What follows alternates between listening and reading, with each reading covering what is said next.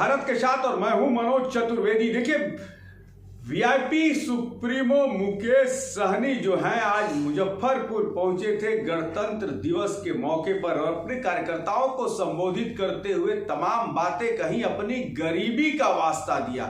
कहा कि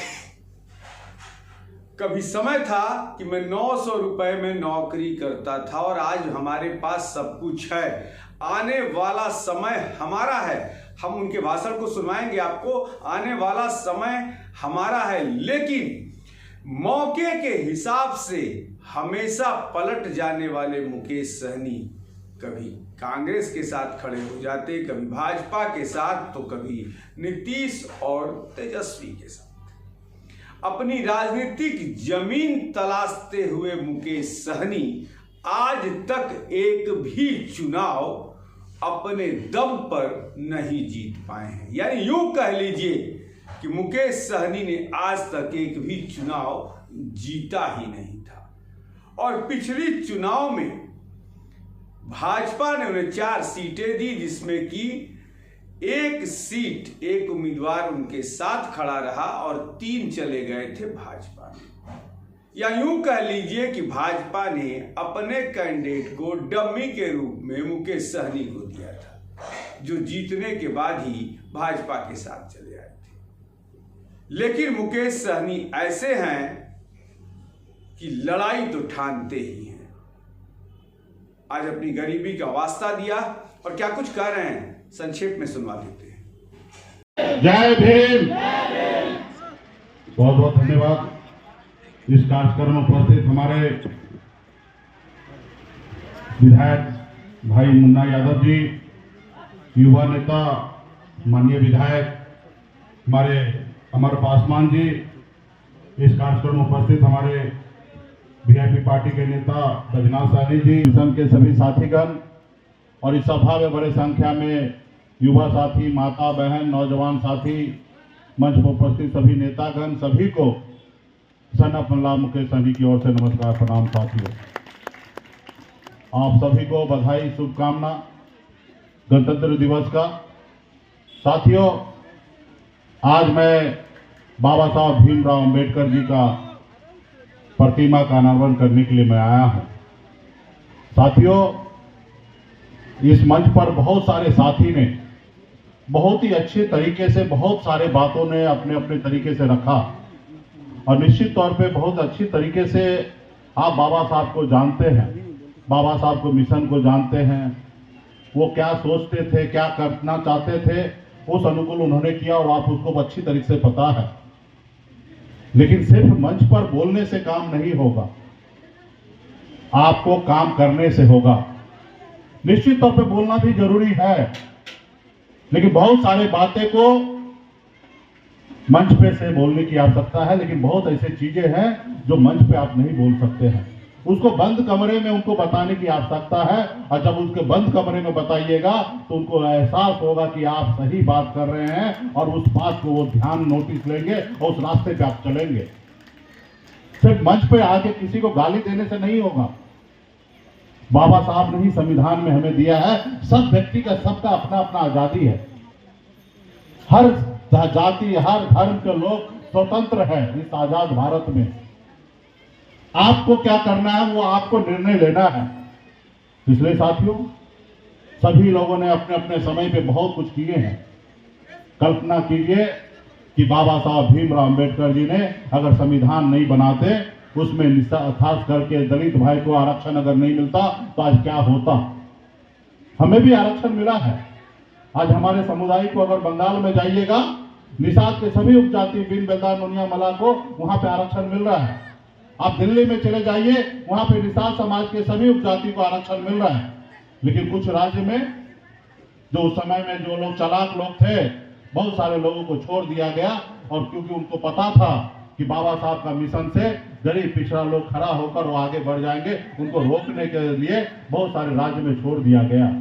उसमें बिहार भी रह गया, जिसके लिए आज हम लोग लड़ाई लड़ रहे हैं। साथियों, कल्पना कीजिए कि आदरणीय लालू प्रसाद यादव जी संघर्ष करके बिहार में सरकार नहीं बनाते तो आज बिहार में स्थिति क्या होता।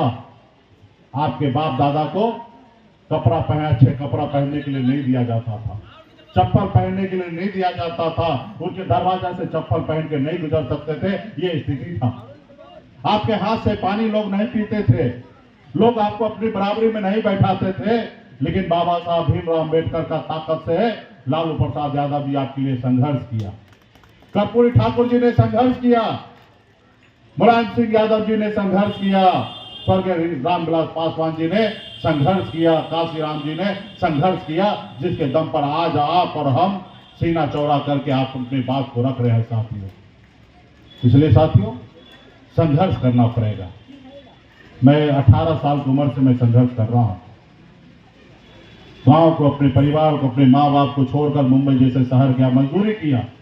मात्र 900 रुपया महीने पे मैं नौकरी करता था और मेहनत के दम पर मुंबई जैसे शहर में कामयाबी का झंडा गाड़ दिया।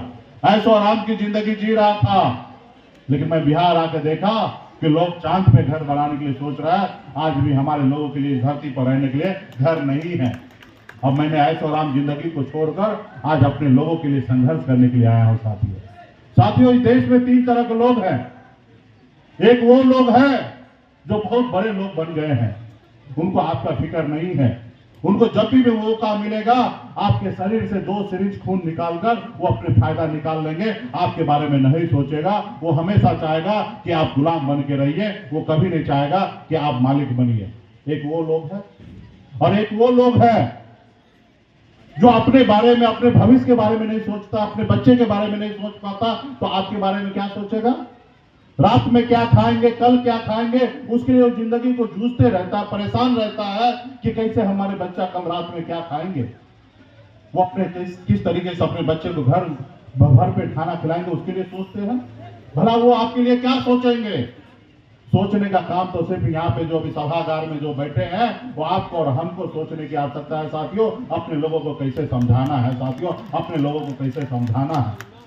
चुनाव के समय में समझाना है कि 500 रुपया जो है आपके अपने आने वाला पीढ़ी का बच्चे का भविष्य जो है वो खत्म होगा। इसके लिए 500 रुपया नहीं देखना है, अपने मत जो है अपने लोगों को दीजिए, ताकि आपका अपना भाई, आपका बेटा आने वाला समय में आगे बढ़े, ताकि देश में आपका हुकूमत रहेगा।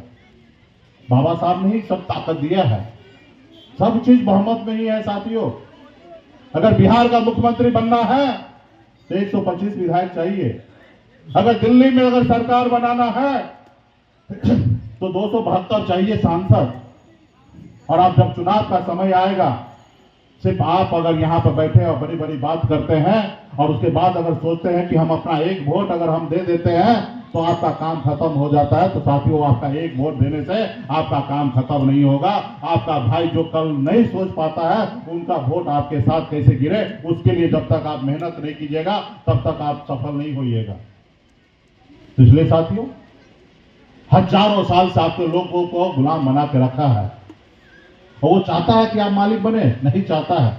वो आज भी चाहता है कि आप गुलाम बन के रहिए। ये निर्णय आपको लेना है कि गुलाम बन के रहना है या सीना चांद के आगे खड़ा करना है, अपने आने वाला पीढ़ी के लिए लड़ाई लड़ना है। अगर आज आदरणीय लालू प्रसाद जी समझौता कर ले। सुन लिया आपने, आने वाला समय हमारा है, यानी कि 2025 की तैयारी शुरू कर चुके हैं मुकेश सहनी। तमाम बिहार के जिलों की यात्राएं कर रहे हैं। इसके पहले भी आपको याद होगा रथ पर सवार होकर निकले थे, यात्राएं की थी। लेकिन कहना तो यही होगा कि मुकेश सहनी आज भी सहनी समाज के नेता नहीं बन सके।